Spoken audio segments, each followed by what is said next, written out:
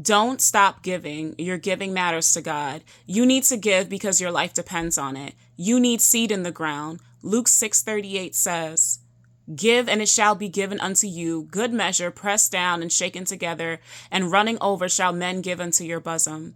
For with the same measure that ye meet withal, it shall be measured to you again."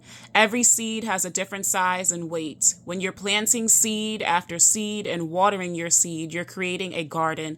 Everything you do, do unto the Lord. Honor God with what you have. You need to be in a perpetual state of giving. Every day you wake up, your prayer should be, "Lord, how can I be a blessing to someone today? How can I be your hands and feet today?" When you're focused on your Father's business, his business becomes your business. You can't make God a priority and God not prioritize his supernatural provision for you.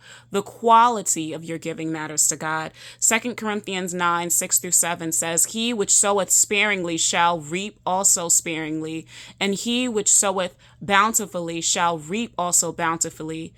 Every man according as he purposed in his heart, so let him give, not grudgingly or of necessity, for God loveth a cheerful giver." You can't afford to be the hand that gets but never gives. Some of us are envious and jealous over someone else's harvest, but we are not generous givers.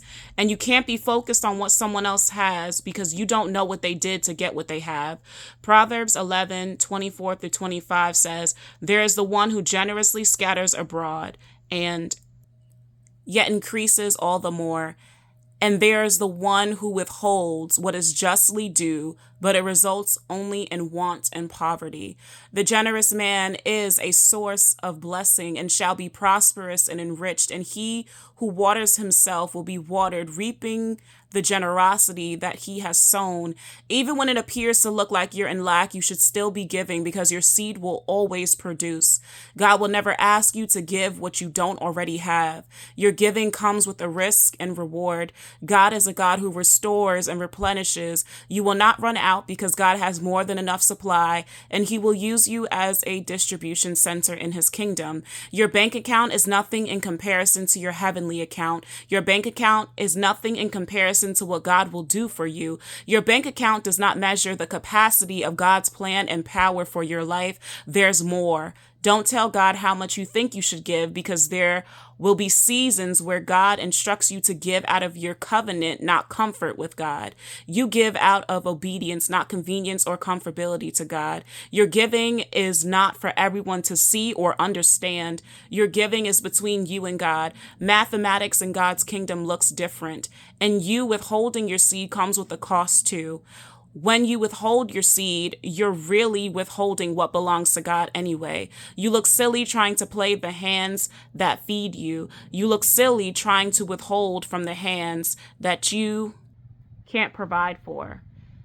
If your giving is restricted to finances, then you have a limited perspective of how kingdom works.